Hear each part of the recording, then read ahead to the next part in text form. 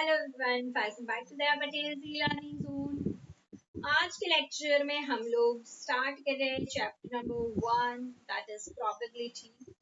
Whole statistics का एक most important chapter जिसको बोल सकते हैं।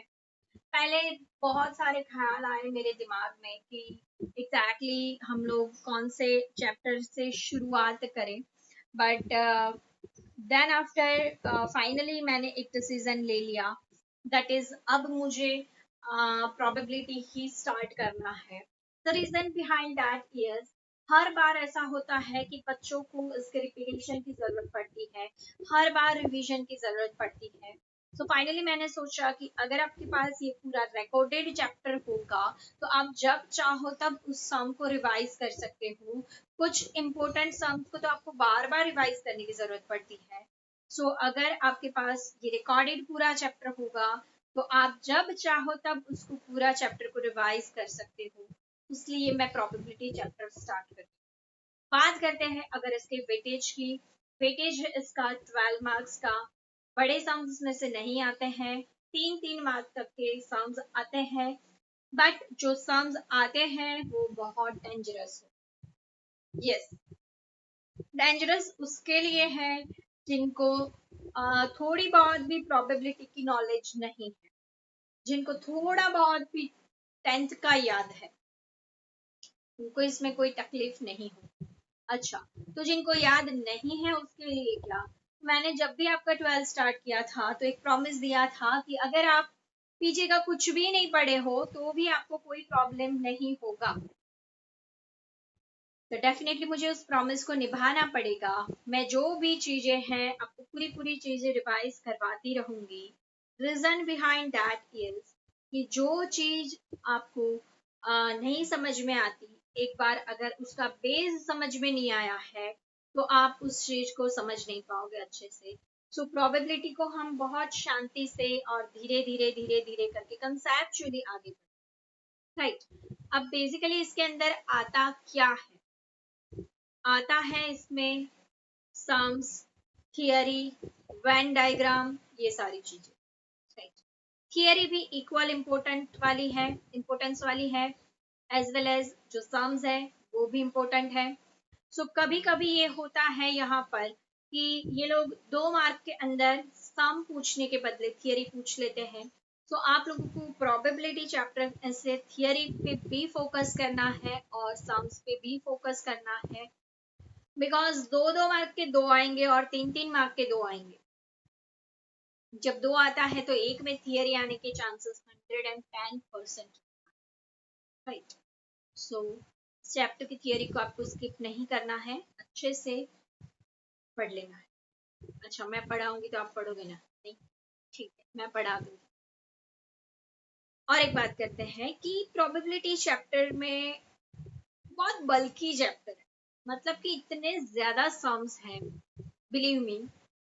अच्छा, बिलीव नहीं करना तो टेक्स्ट बुक भी लेके देख सकते हो। 1.1 20 सम्स, 1.2 अराउंड 18 to 20 सम्स, ऐसी टोटल 5 एक्सरसाइज। हाँ, 5वीं में शायद 2-3 सम्स ही है, पढ़े नहीं है ज्यादा, बट 5th एक्सरसाइज को छोड़कर बाकी की सभी एक्सरसाइज इतनी बल्कि है, एंड लास्ट मेन एक्सरसाइज भी इतनी बल्कि है कि इसमें भी बहुत सारे सम्स। सो लेक्चर ऑब्वियसली ज्यादा होंगे इस चैप्टर्स के, और मुझे ना चाहते हुए भी चैप्टर्स की लेक्चर्स की लेंथ को बड़ा करना पड़ेगा, एज फिर 40-50 लेक्चर्स बन जाएंगे। तो मुझे थोड़ा सा लेक्चर को अब लेंथ इस चैप्टर में बढ़ानी पड़ेगी, एज यू नो कि मैंने लिमिट में तो 15 to 20 मिनट के ही लेक्चर्स बनाए हैं, but for purpose of probability मुझे लेक्चर्स को लंबे करने पड़ेंगे, मजबूरी है, ऑप्शन नहीं है। एज बहुत ज्यादा ये चैप्टर लंबा खींचेगा जो मैं नहीं चाहती। फिर ऐसा हो जाएगा कि 2 महीने कोई चैप्टर को खींचे तो इतना मोनोटोनस लग जाता है, तो वो भी हमें नहीं करना है।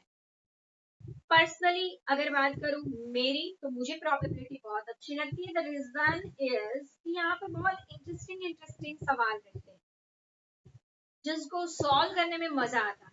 काफी बार काफी सम्स चैलेंजिंग होते हैं और इंटरेस्टिंग भी होते हैं, तो इसलिए मुझे प्रोबेबिलिटी बहुत अच्छी लगती है, पढ़नी पढ़ानी दोनों। यस फ्रेंड्स, अभी भी मुझे कभी कभी पढ़ना पड़ता है, कुछ नए सम्स डेली बेसिस पे आते रहते हैं। सो एक टीचर को, या आप लोगों ने एक बीए में जो है चैप्टर नंबर 1 में प्रोफेशन के कैरेक्टरिस्टिक्स में आप पढ़े होंगे कि प्रोफेशनल बंदे जो होते हैं इनको हमेशा अप टू डेट रहना पड़ता है, अपने नॉलेज में रिसर्च हमेशा करना पड़ता है। यस, तो एक प्रोफेशनल बंदे को हमेशा रिसर्च के तौर पे पढ़ना पड़ता है, राइट? तो मैं वो वाला पढ़ने की बात कर रही हूँ, ऐसा नहीं हूँ कि मैं खुद पढ़ रही हूँ और आपको पढ़ा रही हूँ, राइट? ऐसा नहीं है। एनीवेज, स्टार्ट करते हैं प्रोबेबिलिटी के बातें के बारे में। ये बहुत सारी बातें फालतू की हो गई, बट एक्चुअली में ये बिल्कुल भी फालतू की बातें नहीं थी। अभी भी मैं बोल रही हूँ कि इसमें अगर आपने थियरी को अच्छे से पढ़ लिया और स्टार्टिंग के कुछ 2-3 लेक्चर्स की जो भी मैं थियरी एक्सप्लेन करूँ वो अच्छे से आ गई, किसी की ताकत नहीं है कि आपसे 12 मार्क छीन सके। समझ में आ रहा है? सो 2-3 लेक्चर्स में मैं जितनी भी थियरी करवाऊँ वो थियरी को इतना फोकस से पढ़ना, सारी एक एक जो मैं आपको डेफिनेशन समझाऊं उसको ध्यान रखना। यस, अगर मगअप नहीं कर पाते हो पूरी डेफिनेशन को, no problem at all, but समझना जरूरी है। वेन डायग्राम जो होते हैं, अब नॉर्मली प्रॉब्लम कहाँ आती है? वेन डायग्राम में बच्चे वेन डायग्राम ठीक से नहीं बना पाते। अगर आपके साथ भी मान लो कुछ ऐसा हुआ तो बहुत ज्यादा तकलीफ। तो आपको ऐसा ना करना हो तो क्या करने का? हर वीडियो को स्टार्टिंग से एंड तक देखने का। हर वीडियो में मैं आपको डायग्राम्स के थ्रू ही पढ़ाऊंगी। एक्चुअली जो प्रोबेबिलिटी है वो प्रोबेबिलिटी के एक भी फॉर्मूला मैं कभी भी रटती नहीं हूँ, ना रटवाती हूँ। हर एक फॉर्मूला में वेन डायग्राम के थ्रू ही पढ़ाती हूँ। तो क्या है कि आपको ज्यादा आइडिया आता है कि ऐसा क्यों हुआ, राइट? कभी कोई भी फॉर्मूला को आप रटोगे तो ये चीज पॉसिबल नहीं है, बट उसको समझोगे तो कुछ भी पॉसिबल है, कितना भी टफेस्ट सम है आराम से हो जाएगा, राइट? सो वेन डायग्राम पे हमेशा हमारा फोकस रहेगा। सेकेंड फोकस थियरी पे। अगर जो भी स्टार्टिंग की थियरी डेफिनेशंस है, अलग अलग टाइप की इवेंट्स है, वो इवेंट्स अगर आपने अच्छे से समझ ली, mutually exclusive, exhaustive event, certain events, बहुत सारी इवेंट्स है, कॉम्प्लीमेंट्री इवेंट, बहुत सारी इवेंट्स है। ये हर एक इवेंट्स का मतलब अगर आपको पता है, डेफिनेटली डेफिनेटली ये 12 मार्क्स आप ही के लिए बने। समझ में आया?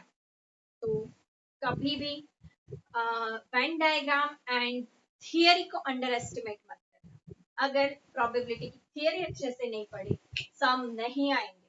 कोई नहीं सिखा सकता, मैं नहीं, कोई नहीं सिखा सकता आपको। तो इसलिए थियरी में खास फोकस से हर एक थियरी लर्न करना। मैं नहीं बोल रही हूँ पढ़ना, मैं बोल रही हूँ लर्न करना, तो ही आप सम अच्छे से कर पाओ। अदरवाइज हर सम में डाउट आएगा, हर सम में डाउट आएगा अगर आपसे थियरी लर्न नहीं होती है। क्लियर? स्टार्ट करते हैं। What is probability? ज्यादा कुछ नहीं पढ़ेंगे, don't worry, I know that कि मैंने आप लोगों का काफी टाइम ले लिया है। Okay, what is probability?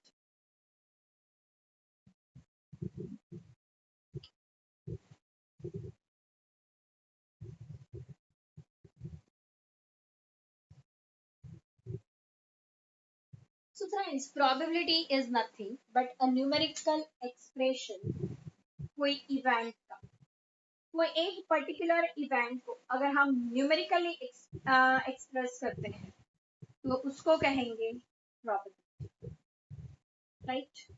जैसे कि एक कॉइन को थ्रो करें तो हेड आए कि टेल, वो तो एक इवेंट हुई, बट उस इवेंट को एक्सप्रेस करेंगे कि हेड आने की प्रोबेबिलिटी 1/2 है और टेल आने की भी 1/2 है, तो this is called probability. Is it clear? समझ में आया? पक्का? ओके, मैं लिखने के पीछे टाइम वेस्ट नहीं कर रही, मैं आपको फोटो सेंड कर दूंगी थियरी का, तो वो आप वहां से डायरेक्टली लिख सकते हैं, ठीक है। चलो next, random event. What is random events? ऐसे इवेंट्स कि जो इवेंट्स चांस पर बनी, जो इवेंट चांस पर बनी है, पत्ते खेल रहे होते हैं तो उस टाइम पे 8 9 10 4 5 6 कभी कभी ऐसे नंबर्स मिलते हैं, this is what pure chance. समझ में आ रहा है? कभी भी आप ये बोल सकते हो कि इस बार तो ये पक्का यही आएगा, नहीं बोल सकते, राइट? तो वो क्या है, वो चांस है। और जो इवेंट ऐसे चांस पर बनी है, ऐसी इवेंट्स को कहेंगे हम रैंडम इवेंट्स। समझ रहे हो friends, what is random events? ऐसी इवेंट्स कि जो इवेंट्स चांस के ऊपर आधारित हो। क्लियर? नेक्स्ट,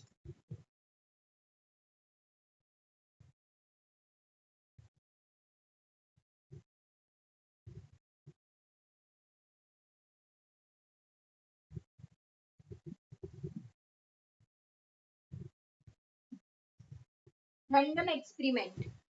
अब रैंडम एक्सपेरिमेंट का मतलब क्या है? तो रैंडम एक्सपेरिमेंट मतलब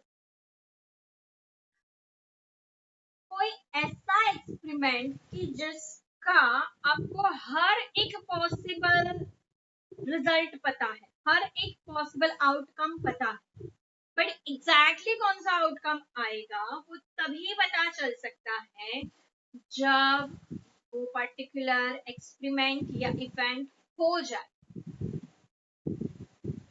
संस्कृत लगाना फिर से एक बार, रैंडम एक्सपेरिमेंट का मतलब कोई ऐसा एक्सपेरिमेंट कि जिसके अंदर आपको उसके हर पॉसिबल आउटकम पता है, बट एग्जैक्टली कौन सा आउटकम आएगा वो तभी पता चलेगा जब वो एग्जैक्टली वो इवेंट अगर हो जाए। फॉर एग्जाम्पल, अगर आप एक कॉइन को टॉस करते हैं तो इस पे हेड आएगा या टेल आएगा, that is your possible outcome. Head आएगा या टेल आएगा, that is your possible outcomes. But उसमें से एग्जैक्ट कौन सा आएगा वो तभी पता चलेगा जब एक्सपेरिमेंट हो जाए। जब आप टॉस करके ऐसे देखते हो तभी पता चलता है कि एग्जैक्टली क्या मिला। समझ में आया? Very good. कॉइन, आजकल लूडो खेलने का बहुत ट्रेंड है, तो आपने सबने वो डाइस, डाइस तो देखा ही होगा। तो डाइस पे कितने नंबर रहते हैं? 6। सो डाइस को थ्रो करने से पहले पता है क्या आएगा? 1 2 3 4 5 6, बट उसमें से एग्जैक्टली कौन सा आएगा तो तभी पता चलेगा जब आपको डाइस थ्रो कर दो, फिर ऐसे करके ऐसे देखो। ऐसे नहीं देखना होता है, कॉइन को ऐसे देखना होता है, डाइस को तो यूं थ्रो करके ऐसे ही देखना होता है ना भाई, ऐसे।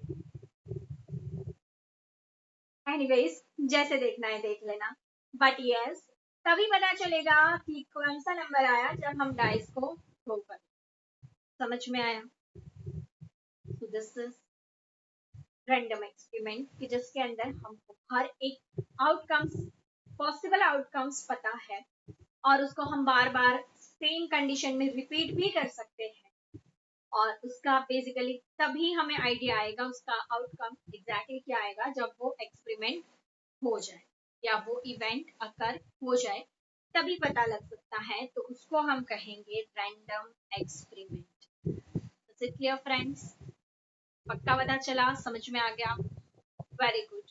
नाउ नेक्स्ट डेफिनेशन,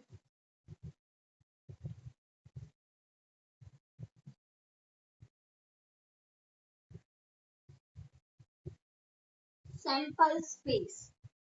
कोई भी इवेंट के जितने भी आउटकम पॉसिबल है, पॉसिबल आउटकम, सैंपल स्पेस को यू से डिनोट करने का, कोई भी रैंडम एक्सपेरिमेंट के पॉसिबल आउटकम्स का सेट, इसको क्या कहते हैं? Sample space. Again I repeat, कोई भी रैंडम एक्सपेरिमेंट के पॉसिबल आउटकम का सेट, उसको क्या कहेंगे? Sample space. अगर आपने एक पॉइंट फेंका तो उसका यू है एच।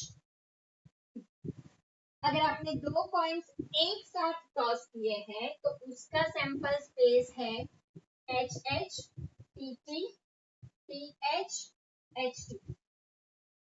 समझ में आया? तो ऐसे जो भी पॉसिबल आउटकम्स होते हैं, अगर आपने डाइस थ्रो किया है तो उसके पॉसिबल आउटकम्स है 1 2 3 4 5 6। तो ये उसके पॉसिबल आउटकम्स हुए। तो इसके सेट को क्या कहेंगे हम? Sample space. फ्रेंड्स, आपको प्रोबेबिलिटी के लिए क्या आना जरूरी है? एक तो set theory, second chapter number 6 11th में जो पढ़े थे वो परम्यूटेशन कॉम्बिनेशन। अगर वो आता है ना, बहुत मजा है। नहीं भी आता, सीख जाओ। जो बच्चे मेरे से सेट्स पढ़े हैं उनको तो कोई प्रॉब्लम नहीं होने वाली है, बिकॉज मैंने स्टार्टिंग से बोला था कि अगर आपको चैप्टर नंबर 6 आता है देन प्रोबेबिलिटी अच्छे से आएगा। तो वो लोग तो अच्छे से पढ़े ही हैं, उनको कोई दिक्कत नहीं होगी। पर जो लोग नहीं पढ़े उनको भी दिक्कत नहीं होगी। मैं यहाँ पे बेसिक जो होंगे ऐसे सारे कंसेप्ट आपको साथ साथ में करवाती जाऊंगी, तो कोई प्रॉब्लम नहीं होगा। एक्चुअली ये कंसेप्ट ये अभी के नहीं, ये 10th के ही है, बट फिर भी मैं पढ़ा रही हूँ ताकि आपका बेस मजबूत बन जाए। क्लियर? एनीवे, सैंपल स्पेस दो टाइप के होते हैं, फाइनाइट और इनफाइनाइट। फाइनाइट मतलब आपको पता है यार कि जिसका भी आउटकम्स गिन सकते हैं, काउंटेबल है, जिसका एंड है, ऐसी चीजों को फाइनाइट। जिसका कोई एंड नहीं है, ऐसी चीजों को इनफाइनाइट। इनफाइनाइट में आ सकता है नेचुरल नंबर्स, स्टार्स, ये सारी चीजें। फाइनाइट में तो ये सारे फाइनाइट के ही एग्जांपल हैं कि जिसको हम गिन सकते हैं, काउंटेबल है, ऐसी चीज। Is it clear? तो फ्रेंड्स, आज के लेक्चर में बस इतनी बेसिक सी ही हम डेफिनेशंस पढ़ते हैं। नेक्स्ट लेक्चर से बहुत इंपॉर्टेंट वाली जो डेफिनेशंस है वो पढ़ेंगे। तो बस आज के लेक्चर के लिए इतना रखते हैं, नेक्स्ट लेक्चर में जल्द ही मिलेंगे। Thanks for watching. जय हिंद, जय भारत।